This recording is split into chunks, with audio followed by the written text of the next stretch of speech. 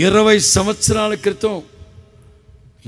సంవత్సరాల క్రితం మా తల్లిదండ్రుల్ని, అన్నని, గుడారాన్ని వదిలిపెట్టి ప్రాణాన్ని అరచేతిలో పెట్టుకొని నేను వచ్చేసినప్పుడు నాకు మాట ఇచ్చావు కదా దేవా, నిశ్చయముగా నీ చోటుకి తీసుకొస్తానని, నీ సంతానాన్ని ఇక్కడ తీసుకొస్తానన్నావుగా.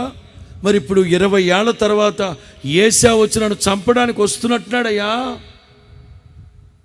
మీకు అర్థమవుతుందా? వ్యాజ్యం ఆడుతున్నాడు. 20 సంవత్సరాల క్రితం నువ్వు సెలవిచ్చావు కదా, నీవు నాకు మాట ఇచ్చావు కదా, నెరవేర్చు. ఇప్పుడు మిమ్మల్ని అందరినీ ఒక్కొక్కళ్ళని వ్యక్తిగతంగా కాస్త నింపాదిగా ఆలోచించి చెప్పమంటే మీరు చెప్తారు, నిజమే పాస్టర్ గారు, 13 ఏళ్ల క్రితం ప్రభు నాతో పలానా మాట చెప్పాడు, నాకు ఎప్పటికీ గుర్తుందండి, అది తలంచుకుంటే ఎప్పటికీ నాకు రోమాలు లెక్కపరుచుకుంటున్నాయండి. అదండి, అవునా కాదా? మరి రాత్రి ప్రార్థన చేసుకొని యబ్బోకు రేవు దగ్గర ఇదిగో ఈ సమయంలో యాకోబు ఒంటరిగా దేవునితో పోరాడుతూ, అంటే ఆ తర్వాత అదే జరిగింది, ఆ సీన్ అదే. 20 ఏళ్ల క్రితం మీరు నాకు మాట ఇచ్చారు కదా, మీరు నాకు సెలవిచ్చారు కదా, మరి ఇప్పుడేంటి జరుగుతున్న పరిణామాలు ఏమిటి, ఈ జరుగుతున్న ఘోరం ఏమిటి? ఆడొస్తున్నాడంటే చంపేస్తాడు, భార్య పిల్లలు, ఇది ఏంటి? ప్రియులారా, గతంలో దేవుడు మీకు ఆ మాట ఇచ్చినప్పుడు మీరు ఎంత సంతోషించారో, ఎంత ఉత్సాహంతో నింపబడ్డారో, కానీ దానికి ప్రతికూలంగానే జరుగుతూ వచ్చే పరిస్థితులన్నీ ఏ ఒక్కటి కూడా అనుకూలంగా జరగలేదు. కారణాలు ఏంటి? గతంలో ఎప్పుడెప్పుడు ఎక్కడెక్కడ ఏ సందర్భాల్లో నా దేవుడు మీకు దర్శనాలు ఇచ్చాడో, ఏ సందర్భాల్లో సేవకుడిని మరుగుపరిచి ప్రభువే మాట్లాడినట్లు మీ ఆత్మ స్పష్టంగా గుర్తుపెట్టి ఇంకా ఆ మాటలు మీకు గుర్తున్నాయో.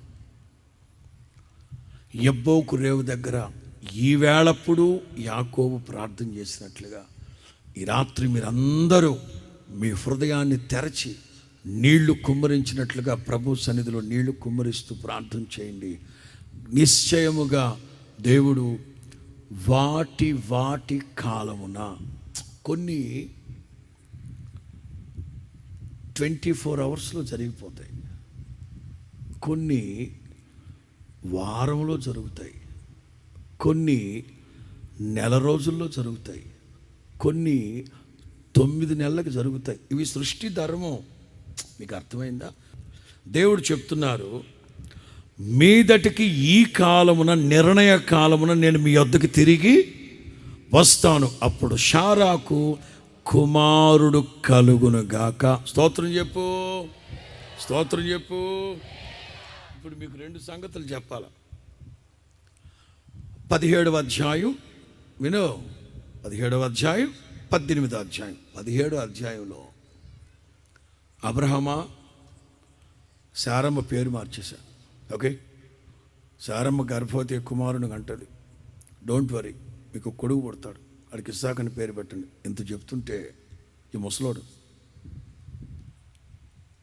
ముసలోడా కుర్రోడా, 99 ఏళ్ళు, భోజనవులు నవ్వుతున్నాడు.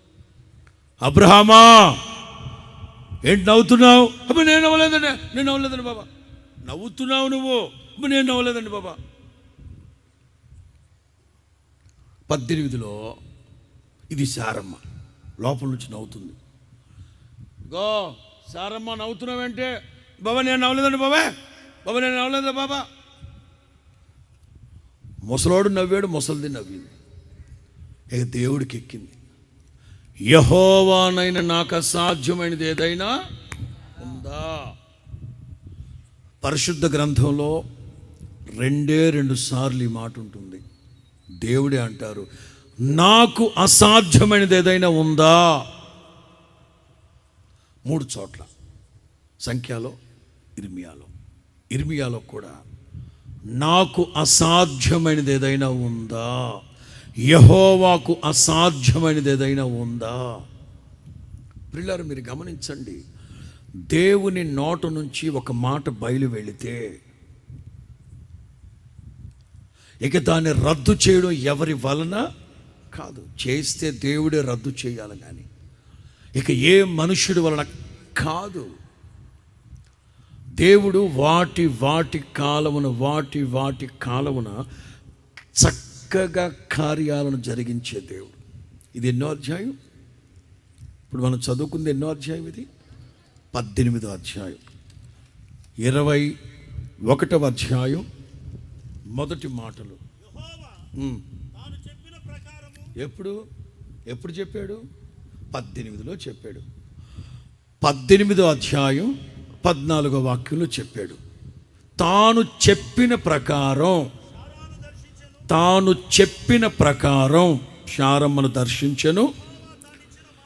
అదుగో భూమి ఆకాశాలు గతించిన నా దేవుని మాటలు, శారమ్మ నవ్విందని, అబ్రహాము నవ్వారని మీలో విశ్వాసం లేనప్పుడు నేనెందుకు కార్యాలు చేస్తానర్రా? మీరు చావండి అని వెళ్ళిపోయారు. దేవుడు మాట తప్పని మహనీయుడవు, మార్పులేని వాడవు, నీవు చెప్పిన మంచి మాటలు నెరవేర్చువాడవు, నీ మాటే అది ఆయన మాట జీవపు ఓట. యెహోవా తానిచ్చిన మాట చొప్పున శారమ్మని దర్శించు. దైవ జనాంగమా, చెప్పండి, ఏ అధ్యాయంలో మాట ఇచ్చారు దేవుడు? అది 2018వ సంవత్సరానికి పోలుద్దామా? ఇప్పుడు మిమ్మల్ని అడుగుతున్నా 2018వ సంవత్సరంలో దేవుడు మీకు మాట ఇచ్చాడా? లేక 2012లో మాట ఇచ్చారా? లేకపోతే 2021లో మాట ఇచ్చారా? ఇంకా ఆ మాటలు ఇంకా నెరవేరలేదా? ప్రార్థన చేయండి. దేవుని కార్యాలు జరగాలి అంటే 17వ అధ్యాయం మొదటి వాక్యం. ఆదికాండం 17 మొదటి వాక్యం. అబ్రహాము 99 సంవత్సరాల వయసు ఉన్నప్పుడు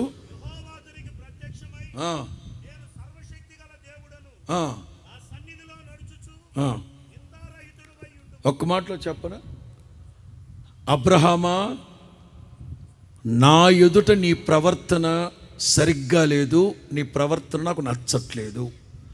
నీవు నా సన్నిధిలో యథార్థవంతుడు అయితే నేను మాట నెరవేరుస్తా. తలల పైకెత్త. రమారమి 13 సంవత్సరాలు దేవునికి అబ్రహాముకి మధ్యలో మాటలు లేవు. రమారమి 13 సంవత్సరాలు దేవునికి అబ్రహాముకి మధ్యలో మాటలు లేవు. ఎందుకో తెలుసా? హాగర్తో వెళ్ళాడు. హాగర్తో బిడ్డను కనేశాడు. అడవి గాడిదని కనేశాడు. ఎప్పుడైతే దేవుని మాటలు నమ్మక శారమ్మ మాటలు విని హాగర్తో వెళ్ళాడో అది దేవుడికి నచ్చలేదు. అందుకే ఇక సెంచరీకి దగ్గర పడుతున్నాడు. రేపో మాపో కాటికి కాలు చాపుతాడు.